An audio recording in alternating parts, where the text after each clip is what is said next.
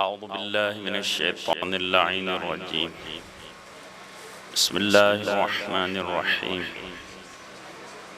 رب اشرح لي صدري ويسر لي أمري واحلل عقدة من لساني يفقه قولي. اللهم انطقني بالهدى وألهمني التقوى ووفقني إلى ما تحب ربنا وترضى. اللهم إنك ترى ولا ترى وأنت بالمنظر الأعلى وإن إليك المنتهى والرجعى وإن لك الآخرة والأولى وإن لك الممات والمحيا. ربي أعوذ بك أن أذل أو أخزى. الحمد لله رب العالمين. الحمد لله الذي هدانا لهذا وما كنا لنهتدي لولا أن هدانا الله. والصلاة والسلام على أشرف الأنبياء والمرسلين حبيب إله العالمين أبي القاسم المصطفى محمد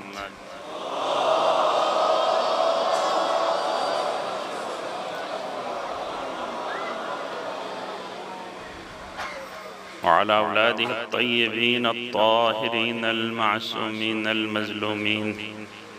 الذين أذهب الله عنهم الرجس وطهرهم تطهيرا.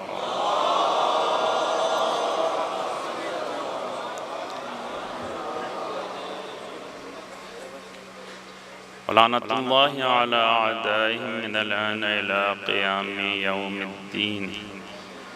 أما بعد، فقد قال الله سبحانه وتعالى في كلامه المجيد. بسم الله الرحمن الرحيم. إن الله اشترى من المؤمنين أنفسهم وأموالهم بأن لهم الجنة يقاتلون في سبيل الله فيقتلون ويقتلون وعدا عليه في التوراة والإنجيل والزبور. ومن أوفى بعهده من الله فاستبشروا ببيعكم الذي بايعتم به ذلك هو الفوز العظيم. صلوات بر محمد وآل محمد.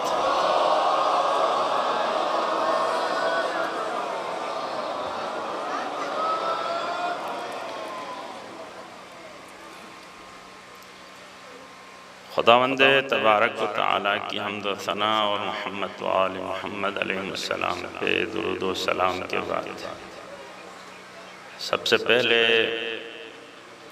ایام عزائب عبداللہ حسین علیہ السلام کی آمد پہ آپ تمام عاشقان اہل بیت علیہ السلام کی خدمت میں تسلیت و تعزیت عرض کی جاتی ہے. اور 2009 کے کراچی کے شہداء اور ان کے بعد مختلف مواقع پہ شہید ہونے والے شہداء کی یاد میں اس مجلس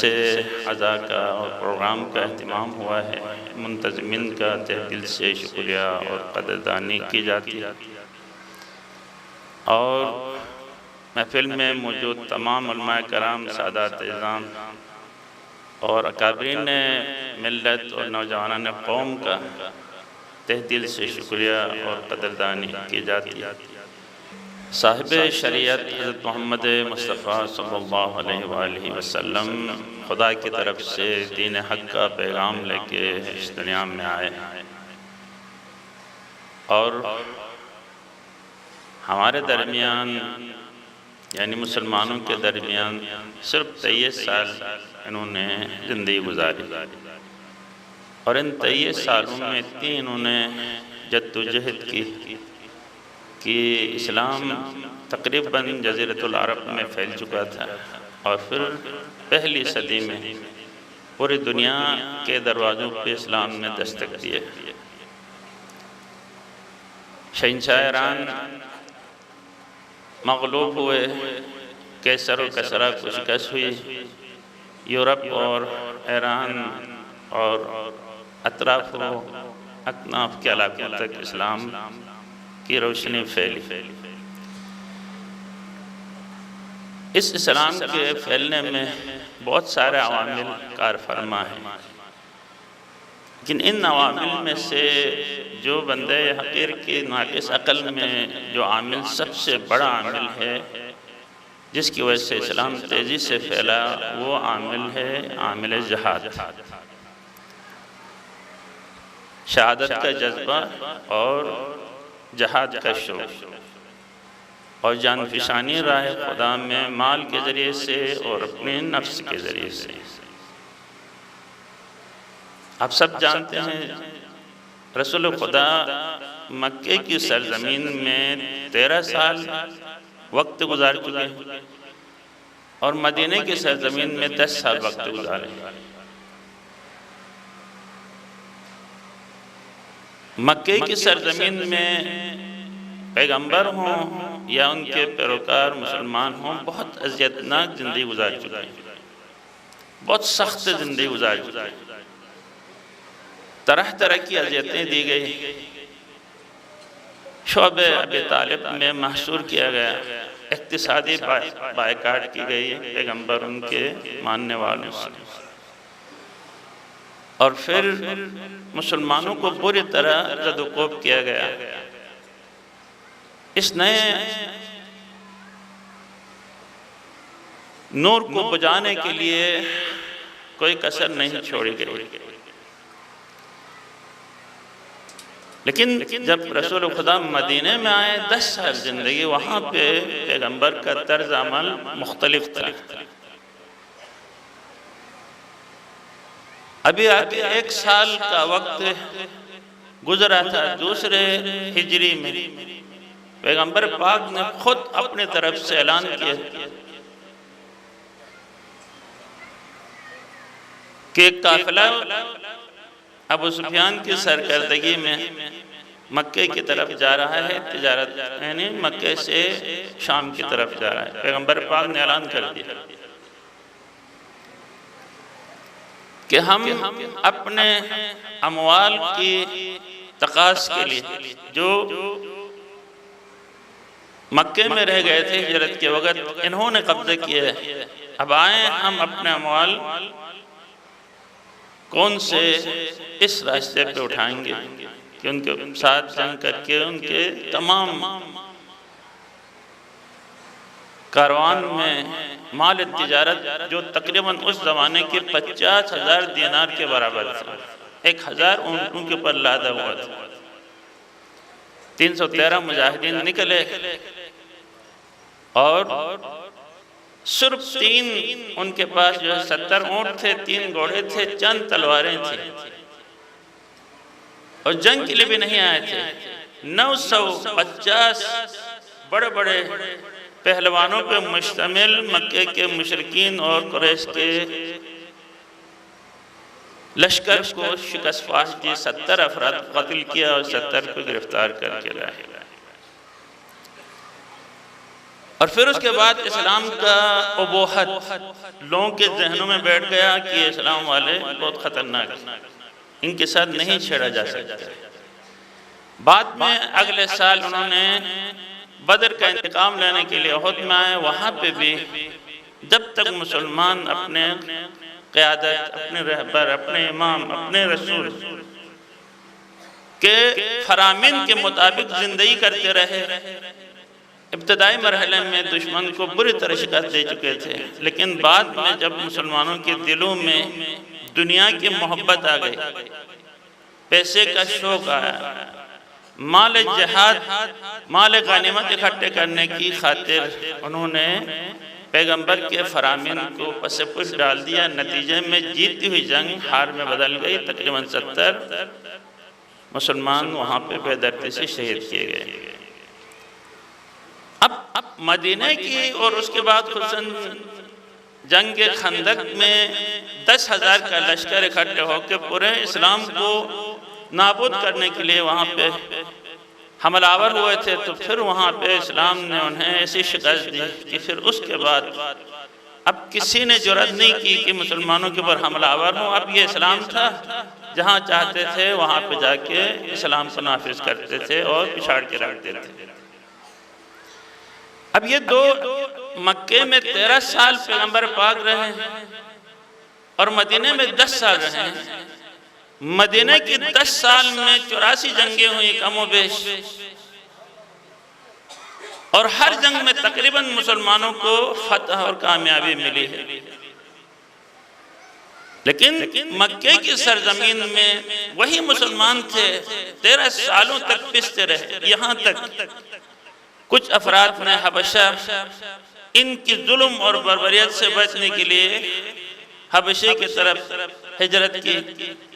اور کچھ افراد ان کے ظلم کی چکمی میں پستے رہے، اور پھر 10 ہجری کو جب حضرت ابو طالب علیہ السلام اور حضرت خدیجہ سلام اللہ علیہا کی جو ہے ارتحال ہوئی، تو پیغمبر پاک نے اپنا آپ کو یک کو تنہا محسوس کیا، مکے کے اندر رہنا اپنے لیے کسی صورت میں مناسب نہیں سمجھا، طائف کی طرف چلے گئے، وہاں پہ بھی انہیں پوری طرح اذیتیں دی گئی، لہو لہان کر دیا، پتھر مارے گئے اور طائف میں گھسنے نہیں دیے گئے۔ فرق کیا تھا؟ فرق بس صرف اتنا تھا، مکے کی سرزمین میں 13 سال اور مدینہ کی سرزمین میں 10 سال میں جو فرق تھا وہ یہ تھا، مکے کے مسلمان جب طرح طرح کی اذیتیں دیکھتے تھے، مشرکین مکہ انہیں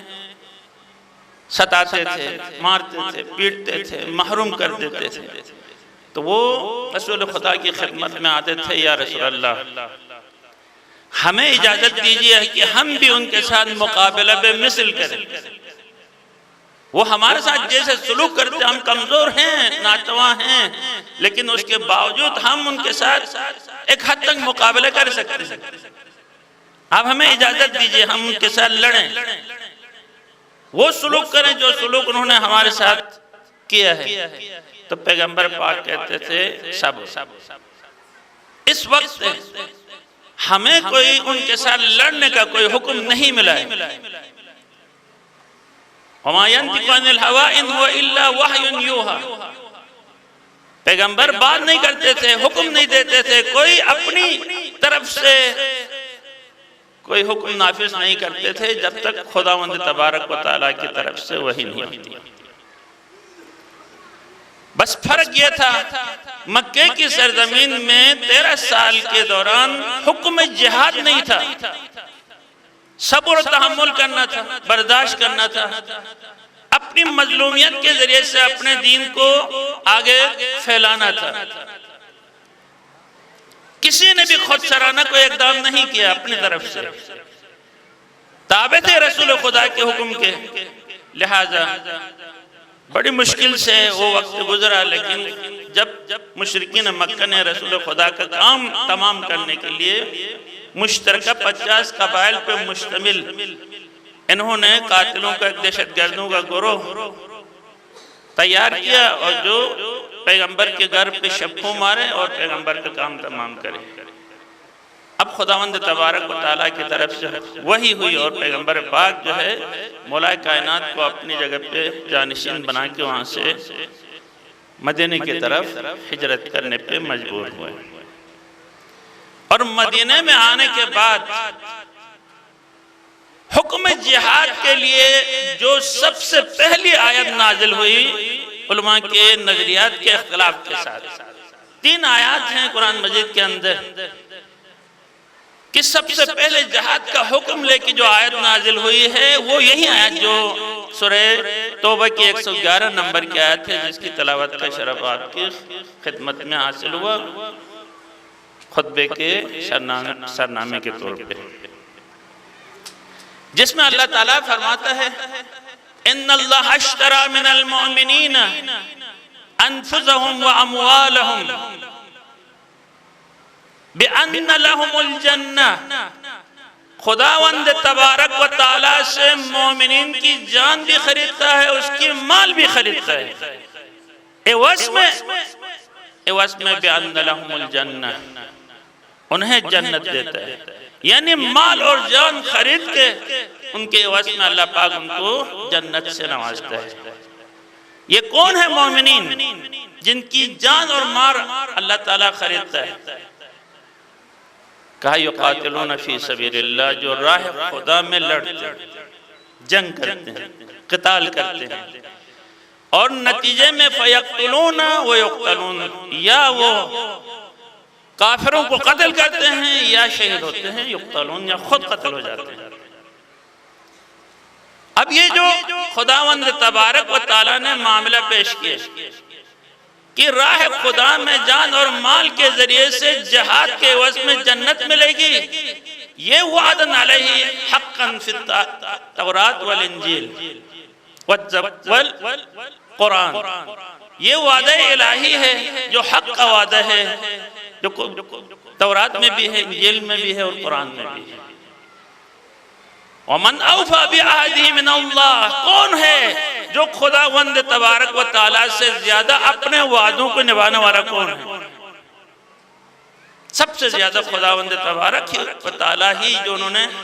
ہمیں یہ حکم ملا اسلام میں، لا دین لمن لا عہد لہ، جو اپنے معمولات زندگی میں اپنے عہد کو نہیں نبھاتا ہے، اس کا کوئی دین نہیں۔ اور پیغمبر پاک نے جو فرمایا، اگر دنیا میں کسی منافق کو دیکھنا چاہتے ہیں تو ان 3 علامتوں کے ذریعے سے منافق کو پہچانو۔ جب وہ بات کرے گا جھوٹ بولے گا، جب وعدہ کرے گا خلاف ورزی کرے گا، جب اس کے اوپر کوئی امانت سونپی جائے گی امانت میں وہ خیانت کرے گا۔ یہ 3 علامتیں جس انسان کے اندر ہوں وہ دنیا میں زندہ منافق ہے، اس سے کبھی خیر کی توقع نہیں کی جا سکتی ہے۔ لہذا خداوند تبارک و تعالیٰ اپنے معاہدوں کے اوپر سب سے زیادہ کاربند ہیں، اور پھر اس کے بعد فرماتے ذالک والفوز العظیم، یہی انسان کے لیے سب سے بڑی کامیابی ہے کہ وہ اپنے مال اور جان خدا کو فروغ کرے اور اس کے عوض میں انسان جو ہے اللہ پاک سے جنت خرید کرے۔ یہی سب سے عظیم کامیابی ہے۔ یہی الفاظ تقریباً سورہ صف کے اندر بھی اللہ پاک نے دوسرے لہجے میں ارشاد فرمائے ہیں۔ واقعاً اگر ہم اپنی زندگی انشاءاللہ ان کی مقدمتاً عرض کرنے کے بعد جو حالات حاضرات کے بارے میں گزارش کریں، یا ایھا الذین آمنوا هل ادلکم علی تجارۃ تنجیکم من عذاب علیم تؤمنون باللہ وتجاہدون فی سبیل اللہ باموالکم وانفسکم ذالکم خیر لکم ان کنتم تعلمون۔ اے صاحبان ایمان، میں آپ کو ایک ایسی تجارت کی رہنمائی نہ کروں جس تجارت کی وجہ سے آپ کو قیامت کے دردناک عذاب سے نجات ملے گی۔ تنجیبکم من عذاب علیم، دردناک عذاب سے آپ کو نجات ملے گی اس تجارت کے ذریعے سے، اور وہ تجارت ہے خدا اور اس کے رسول کے پر ایمان لانا، وَتُجَاهِدُونَ فِي سَبِيلِ، خدا کے راستے میں جہاد کرنا، اور نتیجے میں تمہارے لیے بہتر ہے اگر تم جاننے والوں میں سے ہوتے۔ یغفر لکم ذنوبکم یدخلکم جنات تجری من تحتہا الانہار ومساکن طیبہ فی جنات عدن ذالک الفوز العظیم۔ ان دونوں آیات میں ایک جیسا لہجہ ہے کہ راہ خدا میں جہاد کر کے اپنا آپ کو قتل کرنا، اپنے مال کو خدا کے لیے فروغ کرنا، اور نتیجے میں ذالک الفوز العظیم، یہی سب سے عظیم کامیابی انسان کے لیے دنیا میں اگر کوئی ہے تو یہی کامیابی ہے کہ اس کی مال بھی راہ خدا میں خرچ ہو، اس کی جان بھی راہ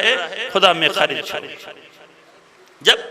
پیغمبر پاک نے ان آیات کی نزول کے بعد اجتماع میں آیات کی تلاوت کی،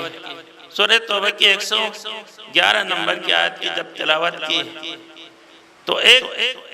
پیغمبر کا صحابی کھڑے ہو گئے، کھڑے ہونے کے بعد کہا بیع ربیع یا رسول اللہ، بہت فائدے کا سودا ہے، بیع ربیع، بہت فائدے کا ثواب،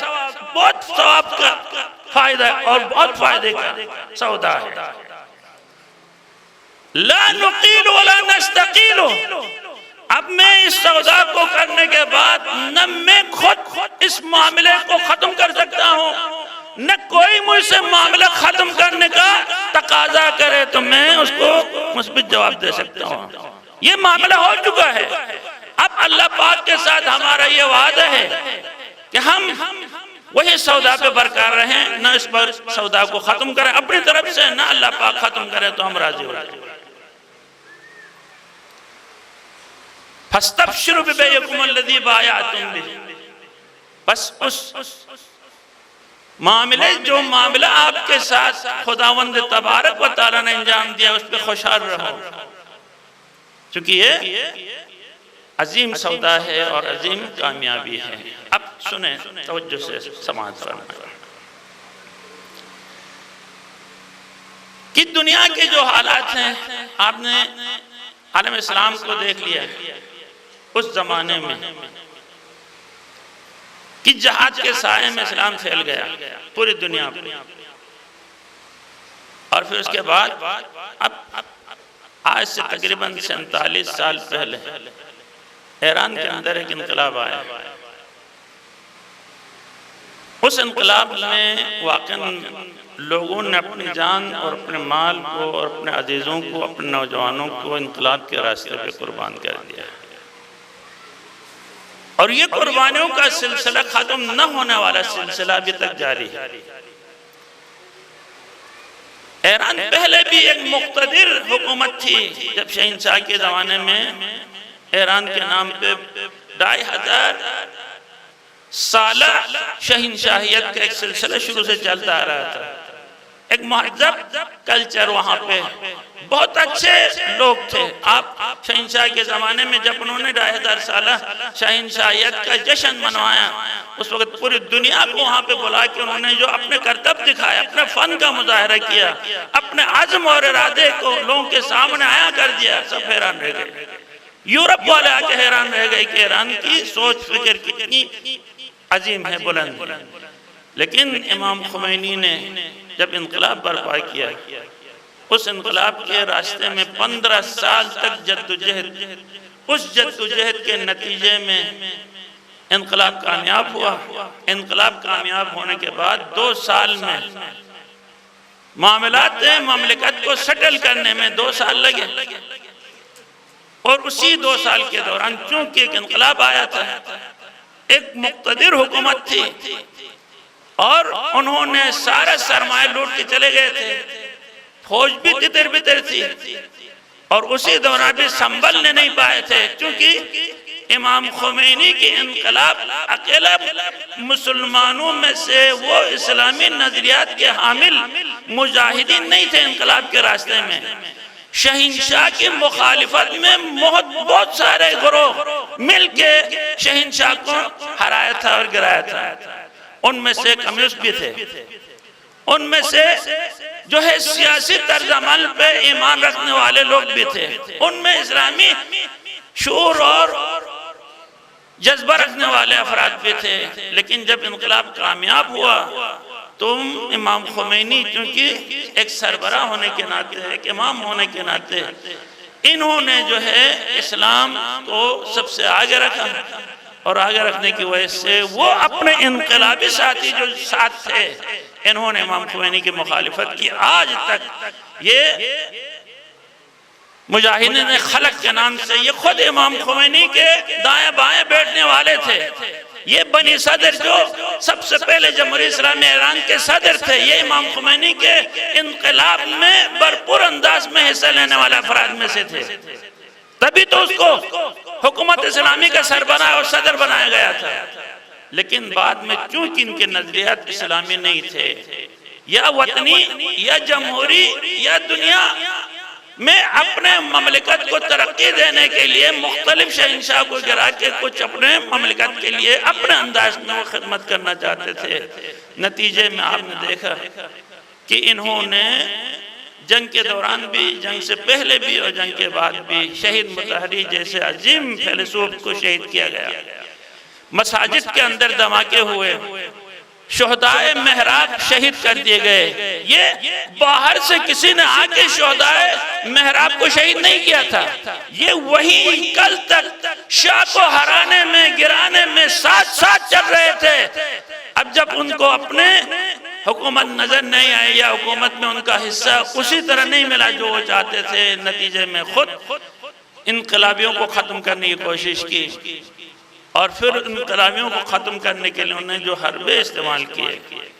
انقلابیوں کے اندر رہ کے کچھ افراد نے اور کچھ افراد نے انقلابیوں کے مقابلے میں آ کے، اور یہ سلسلہ آج بھی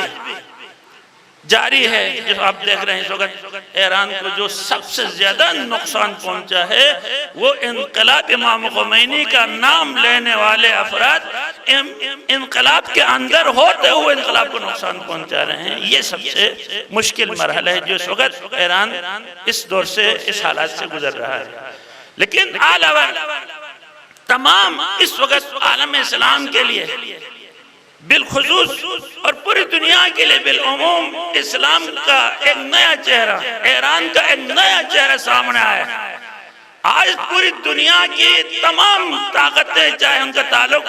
اسلام سے ہو یا غیر مسلم ہو، سب کے سب ایران کی تعریف کیے بغیر نہیں رہتے ہیں۔ یہ ہمارا دشمن ملک انڈیا سب سے زیادہ رہبر کی تعریف کرتے ہیں، سب سے زیادہ ایران کی اخبار کو نشر کرتا ہے، سب سے زیادہ ایران کے فضائل اور مناقب بیان کرتا ہے، سب سے زیادہ۔ یہ حالانکہ کافر ملک ہے، مسلمانوں کا دشمن ملک ہے، لیکن اس کے باوجود عوام آزاد تھے اپنے رائے کے اظہار کرنے میں۔ تو صحافی اور دیگر جتنے بھی افراد ہیں جن کا تعلق عوام سے ہے، وہ عوام اسی طریقے سے، آپ جہاں بھی جائیں، صرف حکومتیں جو امریکہ، اسرائیل اور استعماری طاقتوں کے زیر اثر ہونے کی وجہ سے وہ انقلاب کے ساتھ کھل کے سامنے آ کے مدد نہیں کر پاتی، لیکن عوام الحمدللہ تقریباً اگر رائے گیری کی جائے پوری دنیا میں تو 80% عوام اس وقت جو ہے انقلاب اسلامی ایران کے حامی ہیں۔ 80% پوری دنیا کے عوام۔ آپ دیکھیں رہبر کی تصویر امریکہ میں لٹکائی جاتی ہے، رہبر کا پیغام امریکہ کے نوجوانوں کے نام جاتا ہے اور وہ دل و جان سے تسلیم کرتے ہیں رہبر کے وہ پیغام کو، اور ان کے لیے تصاویر لگاتے ہیں، ان کے لیے نعرے لگاتے ہیں، اور فلسطین کے مظلوم عوام کی حمایت میں سب سے زیادہ مسلمان ممالک سے بھی زیادہ احتجاجات ہوئے ہیں تو امریکہ میں ہوئے ہیں اور یورپ کے مختلف ممالک میں ہوئے ہیں۔ آج بھی اٹلی کی وہ صدر یا وزیر اعظم میں آپ دیکھیں کس طریقے سے ٹرمپ کی آنکھوں میں آنکھیں ڈال کے بات کرتی ہے، اور خود امریکہ کے صحافی اور ان کے عام شہری نوجوان کس طرح ٹرمپ کو مختلف مواقعوں پہ ذلیل و رسوا کرتے ہیں سامنے آ کے۔ یہ حقیقت میں ایران کا وہ ابوہت ہے، یہ ابوہت ایران کو ملا ہے کہاں سے؟ جہاد کے راستے سے۔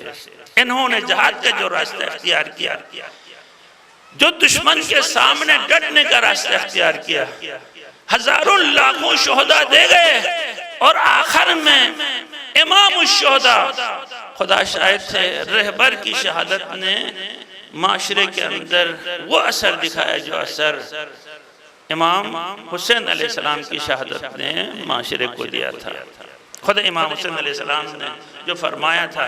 کہ ان کان دین محمد لم یستقم الا بقتل فیا سیوف خذینی،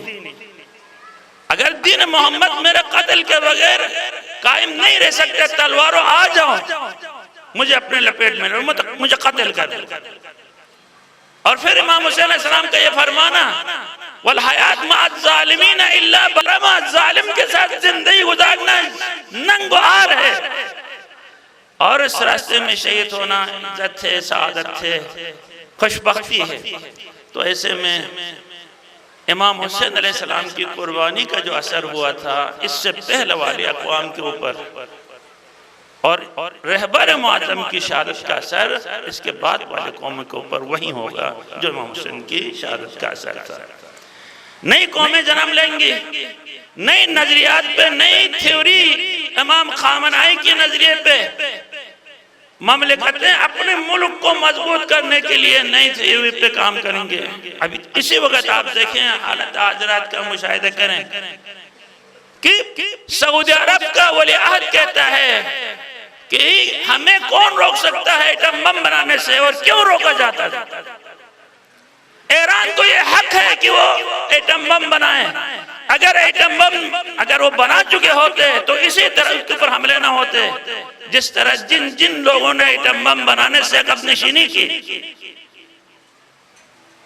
یوکرین عقب نشینی کی ایٹم بم بنانے سے روس نے اس کے اوپر حملہ کر دیا، اور اس وقت جو ہے وہاں پہ تاراج۔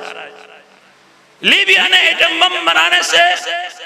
پیچھے ہٹ گیا، نتیجے میں امریکہ نے اسے تباہ برباد کر دیا۔ اسی طرح جس ملک نے بھی ایٹم بم بنانے سے ان کی دباؤ میں آ کے عقب نشینی کی، وہ ذلیل ہو گئے، رسوا ہو گئے، تباہ ہو گئے، برباد ہو، ان کی حکومتیں چلی گئی۔ آج صدام کا بھی نام و نشان نہیں، اب وہ معمر قذافی کا بھی نام و نشان نہیں، اور دیگر جتنے بھی باقی رہ گئے ہیں ان کا بھی نام و نشان نہیں رہے گا۔ لیکن وہ مثال دیتے ہیں شمالی کوریا کا، اور شمالی کوریا نے کسی کی دباؤ کو ایکسپٹ کیے بغیر انہوں نے اپنا ایٹمی پروگرام جاری رکھا، اور اس کے نتیجے میں آج کتنا مست ہاتھی کی طرح سب کو للکارتا ہے۔ کوئی اس کے خلاف ذرہ برابر کوئی غلطی نہیں کر سکتے، کیونکہ وہ کہتا ہے بٹن کے اوپر میرا ہاتھ لگا ہوا ہے، سیدھا امریکہ میں پہنچ جائے گا میرے جو ایٹم بم۔ نتیجے میں یہ جو جہاد کا راستہ ہے مومنوں، اب جو ہے آئیے اپنے علاقوں کی طرف۔ اس وقت آپ دیکھ رہے ہیں کہ ہم اتنی گلگت بلتستان میں اکثریت میں ہونے کے باوجود خدا شاید ہمارے ساتھ وہ سلوک ہو رہا ہے جو سلوک مکے کے مسلمانوں کے ساتھ ہو رہا تھا۔ جگہ جگہ ظلم، بربریت، ناانصافی، ستم۔ آپ اچھی طرح جانتے ہیں یوم حسین کے حوالے سے کوئی قیامت آسمان سے برپا ہوئی، چند نوجوانوں نے اپنا ایک حق سمجھ کے یونیورسٹی کے احاطے میں بیٹھ کے ایک نوحہ پڑھا، اور ان کے خلاف FIR درج کی گئی، نوجوانوں کو گرفتار کیا گیا، اور پھر یہ شیعوں کے ساتھ یہ ناعادلانہ سلوک، یہ ظالمانہ سلوک، جبکہ آپ اچھی طرح جانتے ہیں پچھلے سال مولوی کے دہشتگرد گنڈے اسرل لے کے گاڑیوں کے سمیت یونیورسٹی کے حرمت کو پامال کر کے اندر جا کے اسلحے کی نمائش کی۔ آج تک ان میں سے کسی کو گرفتار نہیں کیا، بہت زیادہ دباؤ ڈالنے کے باوجود انہیں FIR تو کٹوایا گیا، ATA کا دفعہ لگا کے، لیکن آج تک کسی کو گرفتار کرنے کی جرات نہیں کی گئی۔ اور یہی دہشت گردوں کو اتنی چھوٹ دی گئی ہے،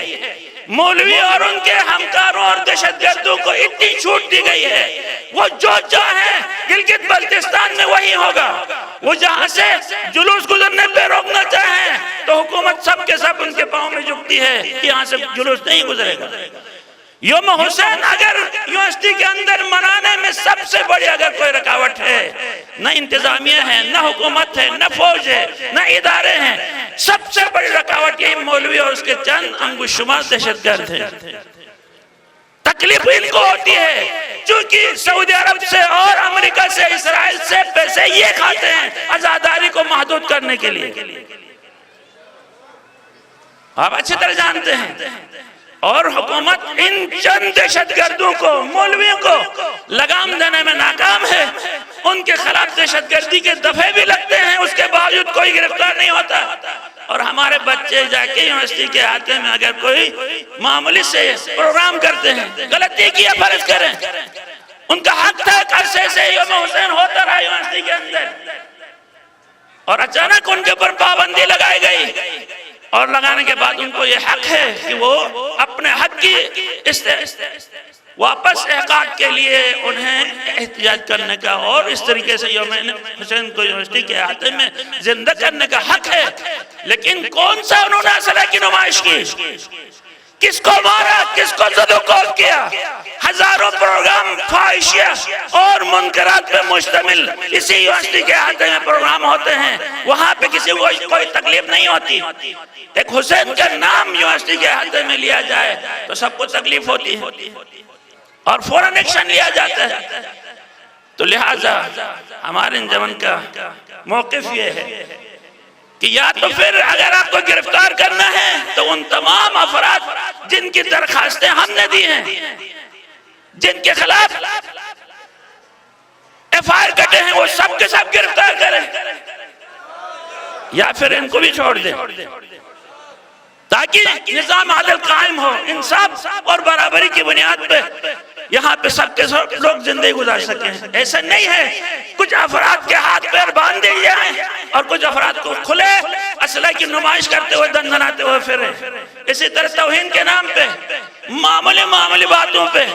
ان دہشت گردوں کی دباؤ میں آ کے پرچے کاٹے جاتے ہیں، نوجوانوں کو گرفتار کیا جاتا ہے، اور ہماری طرف سے جب ایف آئی آر کے لیے درخواستیں دی جاتی ہیں تو بڑی مشکل سے 10 درخواستوں پہ 1 یا 2 کے نام پہ ایف آئی آر کٹتی ہیں اور گرفتار کرنے میں تعطل سے کام لیتے ہیں۔ کتنی بدترین گستاخی مولوی نے کیا ہے۔ جب تک تم مولوی کو گرفتار نہیں کرو گے، طوفان بدتمیزی اور طوفان گستاخی امام زمانہ کے حق میں سب سے پہلے انہوں نے کر کے وہ 2012 کے ضابطۂ اخلاق کی سب سے پہلے دھجیاں اڑائی ہیں، اور اس کو گرفتار کرنے کے بجائے انہیں چھوٹ دی جاتی ہے، ان کے مطالبات منوائے جاتے ہیں، انہیں آزادی سے ربط و آمد جہاں چاہے جہاں بولے انہیں موقع دیا جاتا ہے، ان کے لیے کوئی لگام نہیں ہے۔ لہٰذا اس علاقے کے اندر، اس ملک کے اندر، اس علاقوں میں جب تک انصاف کی بالادستی نہیں ہوگی اس وقت تک یہ حرج مرج ہوتا رہے گا۔ جب سارے پاکستان کی یونیورسٹی میں یوم حسین منایا جاتا ہے تو تمہیں کیا تکلیف ہے یونیورسٹی کے اندر صرف ایک مولوی کی خاطر، چند دہشت گردوں کی خاطر؟ سارے اہل سنت امام حسین کو بھی مانتے ہیں اور چاہتے ہیں کہ یوم حسین ہو، لیکن ان دہشت گردوں کی وجہ سے یوم حسین کے پر پابندی۔ لہٰذا اس راستے میں مومنین نوجوانوں، جہاد کا راستہ آپ اگر نہیں پڑھائیں گے، وَأَعِدُّوا لَهُم مَّا اسْتَطَعْتُم مِّن قُوَّةٍ وَمِن رِّبَاطِ الْخَيْلِ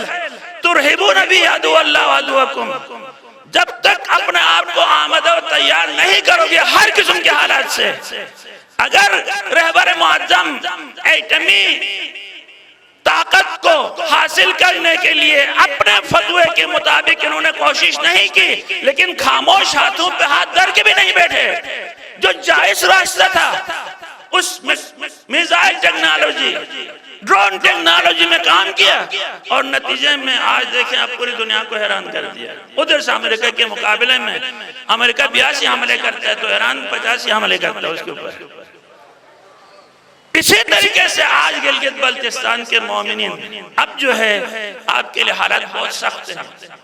اور بہت خطرناک ہیں۔ آپ کے خلاف پلان بنائے جا رہے ہیں اور سخت پلان بنائے جا رہے ہیں۔ آپ خود شہر گلگت والے مومنین، آپ مجاہدین اس وقت محاصرے میں ہیں، شرقاً غرباً شمالاً جنوباً آپ کو محاصرے میں ڈال دیا گیا ہے۔ ایک پری پلان پروگرام کے تحت آپ کو محاصرے میں رکھا گیا ہے۔ اس وقت ایسی حالت میں آپ ہیں، اگر کوئی جنگ چھڑ جائے تو نہ آپ یہاں سے باہر نکل سکتے ہیں، نہ باہر سے کوئی آپ کی مدد کے لیے پہنچ سکتا ہے۔ اس حالت میں آپ کو محصور کیا گیا ہے۔ اب اس حالت سے کیسے ہم مقابلہ کریں، نکلیں، اس بحران سے اپنی ملت کو کیسے نکالیں؟ خدا شاید سے اس کے لیے مل بیٹھ کے باہم اتفاق، اتحاد اور جذبہ ایمانی اور جذبہ شہادت کے ساتھ، جذبہ جہاد کے ساتھ مل کے جب تک ہم پلان نہ بنائیں، کل مشکل وقت میں شاید ہمارے لیے کوئی راہ نجات نہ ہو سوائے جہاد کے۔ لہٰذا انتشار، اختلاف اور لوگوں کی کچھ افراد کی منمانیاں اور کچھ افراد اپنے آپ کو دین کا ٹھکرار سمجھے، باقی سب کو بے دین سمجھے، کچھ افراد اپنے آپ کو انقلابی سمجھے، باقی سب کو ضد انقلابی سمجھے، تو نتیجے میں علم ملت کے اندر انتشار آنے کے بعد ایران میں جو سب سے زیادہ نقصان ہوا ہے قائدین کو، سائنسدانوں کو، جرنیلوں کو، رہبر کو، وہ سب سے زیادہ نقصان داخلی انتشار سے ہوا ہے۔ لہٰذا ہمیں بھی دشمن سے اتنا زیادہ خطرہ نہیں ہے جتنا اپنے اندر سے انتشار کا خطرہ ہے۔ جس طرح سازشوں میں اگر ہم شکار ہو جائیں، جیتی ہوئی جنگ احد میں بھی جیتی ہوئی جنگ مولا کائنات میں صفین میں بھی جیتی ہوئی جنگ ہار میں بدل گئی. علی علیہ السلام کو حکومت سے معزول کر دیا گیا اور معاویہ کو اقتدار مل گیا. صرف اور صرف سازشوں کی وجہ سے مومنین سمجھے نہیں، اپنے قائد اپنے رہبر کو چھوڑا اور دوسرے لوگوں کی خیال کیا وہ نجات دہندے ہیں. قرآن کو انہوں نے اپنی زبے بلند کر دیا اور فریب میں آ گئے. رہبر کو کہا یہ تو کچھ نہیں، چھوڑا قرآن ہمارے لئے سب کچھ ہے. مولا علی کو اتنا مجبور کیا گیا، نتیجے میں مولا علی ان کے کہنے پہ جنگ کو خاتمہ کر دیا. اور پھر اس کے بعد جو حکمین ہوئے اس حکمین میں نتیجہ یہ ہوا مولا علی خلافت سے معزول ہو گئے اور جو ہے معاویہ خلافت کے اوپر براجمان ہو گئے. اور پھر اس کے بعد نتیجہ کیا ہوا؟ مومن سمجھ گئے ہمارے ساتھ دھوکہ ہوا. پھر اس دھوکے کے نتیجے میں آپس میں علی کے چاہنے والے خوارج کی شکل اختیار کی اور 10,000 کا لشکر مولا علی سے علیحدہ ہوا. اور اس 10,000 کے لشکر نے بڑے سمجھانے کے باوجود 6,000 ہٹ گئے. 4,000 افراد جو ہے مولا علی کے مقابلے میں کھڑے ہو گئے. اور جو آج تک ان کا تسلسل، جو 9 افراد بچے تھے وہ سب کے سب آج تک ان کا تسلسل، جو آج پاکستان کے اندر فتنۃ الخوارج اور فتنۃ الہند کے نام سے پاکستان کے لیے جو مشکلات ہیں ان خوارج کی طرف سے. لہٰذا آج ہمارے ملک کے اندر ہمارے سپاہی، ہمارے پولیس، ہمارے بہترین مسلمان آفیسران کو شہید کیا جاتا ہے فتنۃ الخوارج اور فتنۃ الہند کے کارندے. لہٰذا اے شیعان علی بن ابی طالب، وحدت، اتحاد، یگانگت اور نظریات کا ایک ہونا، ایک دوسروں کے ساتھ اسلام کے نام پہ تشیع کے مفادات کی خاطر اکٹھے ہوں گے. پیغمبر نے مکے کی زندگی میں مصلحت سے کام لیتے ہوئے جنگ نہیں لڑا، لیکن مدینہ کی زندگی میں جا کے حالات کو سازگار دیکھ کے انہوں نے جنگ لڑا اور اسلام کو پوری دنیا میں پھیلا دیا. لہٰذا آپ سب سے میری گزارش یہ ہے نظریات اور اتحاد اور اتفاق کو جو ہے ایک وحدت کی طرف لائیں اور سب مل کے انشاءاللہ ہم سب کے آزاداری ہمارا جو ہے سب سے خطرے کی جگہ ہے، جہاں پہ جو ہے ہم کسی صورت میں کمپرومائز کرنے کے لیے تیار نہیں ہیں. جس سے خط سرخ کہتے ہیں، سرخ لکیر، جس سے ہمیں نہ کوئی پیچھے ہٹا سکتا ہے اور نہ کوئی روک سکتا ہے. لہٰذا ہمیں عزاداری میں کمپرومائز ہمارے لیے ممکن نہیں. اسی طرح شیعہ عقیدے کے اوپر، شیعہ مفادات کے اوپر، شیعہ علاقوں کے حفاظت کے لیے ہم سب کے سب جو ہے ایک ہی ہیں. انتخابات میں ہو سکتا ہے اختلاف ہو، دنیاوی مفادات میں ہو سکتا ہے اختلاف ہو، لیکن مین جو ایشو ہیں ان ایشوز میں ہم سب کے سب ایک ہیں. ہم انشاءاللہ اپنی جان، اپنے مال، اپنی آبرو سب کے سب اس راستے پہ لٹانے کے لیے آمد و تیار ہیں. لہٰذا آپ کوشش کریں اپنے آنے والے حالات کے لیے آمد و تیار رکھیں. اس طرف افغانستان میں اب ان خوارج کا وہاں پہ حکومت ہوئی ہے اور یہاں سے لے جا کے پنڈی، اسلام آباد، پورے پاکستان کے اندر خوارج کی برمار ہیں. اور ایسے حالت میں آپ جو ہے جب تک ایران کی طرح اپنی دفاع کے لیے،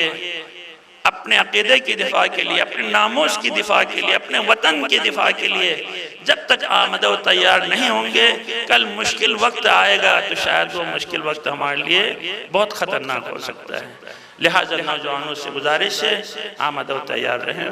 والسلام علیکم ورحمۃ اللہ وبرکاتہ.